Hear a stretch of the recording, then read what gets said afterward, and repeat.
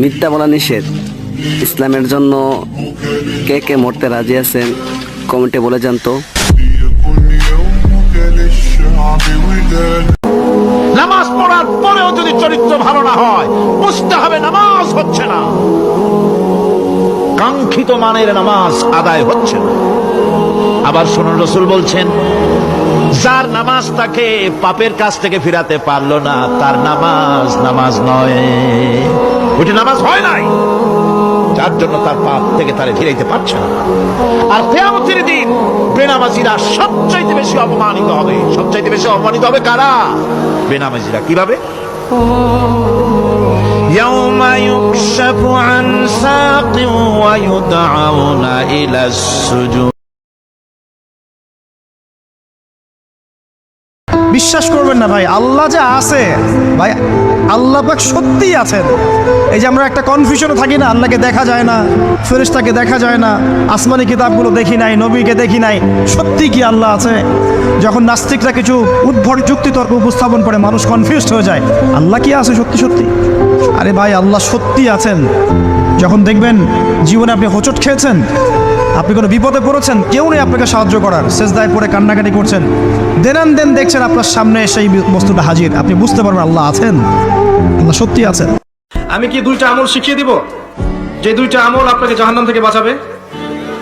ছোট্ট ছোট্ট আমল, সকাল এবং সন্ধ্যায় 7 বার পড়তে হবে, আল্লাহুম্মা আজিরনি মিনান নার, আল্লাহুম্মা আজিরনি মিনান নার, আল্লাহুম্মা আজিরনি মিনান নার, এভাবে 7 বার, সকালে 7 বার, সন্ধ্যায় 7 বার। রিজিক নিয়ে চিন্তিত হয়ো না, রিজিক নিয়ে পেরেশান হয়ো না। প্লে ইউর রোল, রিজিক ইজ ফিক্সড। যেটা তুমি পাওয়ার তুমিই পাবা, যেটা তুমি পাওয়ার কথা না, চেষ্টা করেও সেটা তোমার কাছে আসবে না। আশা ছেড়ে দিও না, ভরসা রাখো একজনের উপর। তিনি কে? You will find your way. তুমি তোমার রাস্তা খুঁজে পাবে, আর তোমাকে রাস্তা দেখাবে কে? ঠিক কিনা? আমরা কখনো হতাশ হই না, আমরা কখনো নিরাশ হই না।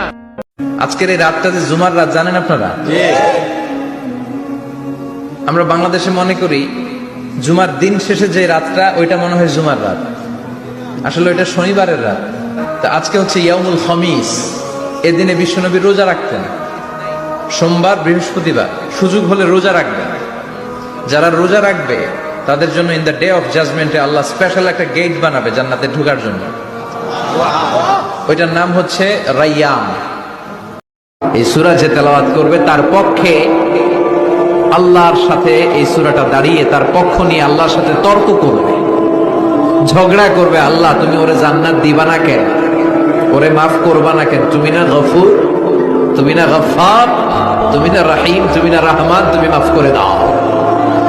ও মিয়া, সুপারিশ করতেছে কে? সূরাতুল মুলক। সুবহানাল্লাহ কইবেন না? কতক্ষণ এই তর্ক আল্লাহর সাথে সে চালাবে?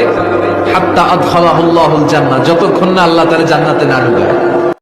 কাউকে নিয়ে ঠাট্টা করবেন না, তার দেহ নিয়ে, তার আকৃতি নিয়ে, তার বংশ নিয়ে। এটা কবিরা গুনাহ, এটা আল্লাহ খুব অপছন্দ করেন। এর কারণ আকৃতিটা আমাদের হাতে নাই। আমাদের কারো নাক লম্বা, কারো খাটো, আমরা কেউ কালো, কেউ সাদা, আমরা কেউ স্মার্ট, কেউ অন্যরকম। এটা কি আমি বানাইছি? আপনি বানাইছেন? দিছে কে? এজন্য কারো দেহের গঠন নিয়ে যদি আপনি অবজ্ঞা করেন, এটা প্রক্ষান্তরে আপনি স্রষ্টাকে নিয়ে অবজ্ঞা করবেন। দুনিয়ার জীবনটা কিচ্ছু না ভাই, ওয়াল আখিরাতু খায়রু ওয়া আবকা, পরকাল চিরস্থায়ী। এখানে একটু কম খান, না একটু কম ঘুমান, একটু কম টাকা পয়সা পেয়েছেন, কম ব্যাংক ব্যালেন্স আছে, কিন্তু আপনি আল্লাহর তাওহীদে আছেন, সুন্নতে আছেন, হালাল খাচ্ছেন, দেখবেন ইনশাআল্লাহ ধনীদের চেয়ে 500,000 বছর আগে আপনি হাসতে হাসতে জান্নাতে চলে গেছেন। কোন নবীর ফলোয়ার আপনি? কার ফলোয়ার? সালমান খানের ফলোয়ার হয়ে কি খুশি? অমুকের সাথে সেলফি তোলে কিভাবে ফেসবুকে মারতেছে দুমায়া লাইক, আছে না নাই? একটা লাইক পাওয়ার জন্য কত সেলফি, এমনে অমনে। কার ফলোয়ার তুমি? জেনে নাও তোমার হিরোকে। Know your hero, know your prophet. তোমার নবীকে আজকে চিনে যাও। তুমি কার ফলোয়ার? তুমি কার ফ্যান? কে তোমার সেলিব্রিটি? রিজিক নিয়ে টেনশন করবেন না। এখনকার যুব সমাজের সবচেয়ে বড় টেনশন রিজিক। একটা জব, একটা ভালো জব, একটা ভালো ব্যবসা, সে সিকিউরড লাইফ চাচ্ছে। রিজিক নিয়ে চিন্তা করবেন না। আপনার কাছে যে রিজিক আছে এটা আপনার কাছে আসবেই ইনশাআল্লাহ। হয়তো সময় লাগছে, কিন্তু আপনার কাছে আসবে ইনশাআল্লাহ তাআলা। বেশি না, সকালে 10 বার, সন্ধ্যায় 10 বার দরুদ শরীফ পড়তে পারবেন? সবচেয়ে উত্তম দরুদ কোনটা? দরুদ ইব্রাহিম। একটা ছোট্ট শিখিয়ে দিচ্ছি, আল্লাহুম্মা সাল্লি ওয়া সাল্লিম আলা নবিয়িনা মুহাম্মদ। পারবেন? আল্লাহুম্মা সাল্লি ওয়া সাল্লিম আলা নবিয়িনা মুহাম্মদ। সকালে 10 বার, সন্ধ্যায় 10 বার। ইনশাআল্লাহ আপনার জন্য আল্লাহর রাসূল সুপারিশ করবেন। আকাশের নিচে জমিনের উপর আমি সবচেয়ে বড় পাপী। এমন কোন পাপ নাই যেটা আমি করি নাই, ঠিক কিনা? হাফেজ সাহেব, ইমাম সাহেব এদের ছাড়া নাকি তওবা হয় না। না, এটা ভুয়া কথা। আপনি অনুতপ্ত হন, আপনি চোখের পানি ছাড়েন, আপনি আপনার রবরে বলেন, ক্ষমা করে দিবে কে? আল্লাহ পাকের পক্ষ থেকে একটা বিশেষ অনুগ্রহ হচ্ছে একাকিত্ব। মানে একাকিত্ব কেন নিয়ামত বললাম? কারণ একাকিত্ব মানুষকে আল্লাহ চিনিয়ে দেয়, গভীরভাবে ভাবায়, আল্লাহকে পাওয়ায়, আল্লাহর কাছে দোয়া করতে শেখায়, মানুষকে বোঝায় যে আল্লাহ ছাড়া কেউ নাই সাহায্য করা। যদি কেউ দেখে কিয়ামত শুরু হয়ে গিয়েছে আর তার হাতে একটা চারা গাছ, কি গাছ? আর ওদিকে কি শুরু হয়েছে? বিষ্ণু ইসলাম বলেন, যদি তার সুযোগ থাকে কিয়ামত শুরু হওয়ার আগেই যেন চারা গাছটা সে রোপণ করে দেয়। তার মানে থামার জন্য এই পৃথিবীতে আমরা আসি নাই। আমরা পৃথিবীতে এসেছি এই পৃথিবীকে আবাদ করার জন্য, এই পৃথিবীটা লিড করার জন্য, এই পৃথিবীতে শুধু সামনের ছোটার জন্য মুসলমানদের আগমন হয়েছে। চিল্লায় বলেন ঠিক কিনা? ভালোবাসা আল্লাহর পক্ষ থেকে আসে। কখন আসবে? যখন আপনি হালালের উপর থাকবেন, যখন আপনি বিয়ে করবেন হালাল ভাবে। অচেনা একটা মেয়ের প্রতি দেখবেন আল্লাহ পাক এমন ডিভাইন একটা লাভ দিয়ে দিবেন, ওয়াজআলা বাইনাকুম মাওয়াজ্জাতা ওয়া রাহমা। আল্লাহ পাক তার পক্ষ থেকে উভয়ের মাঝখানে হৃদ্যতা, ভালোবাসা, মহব্বত দান করবেন। কাজ করলে মনোযোগ বাড়বে।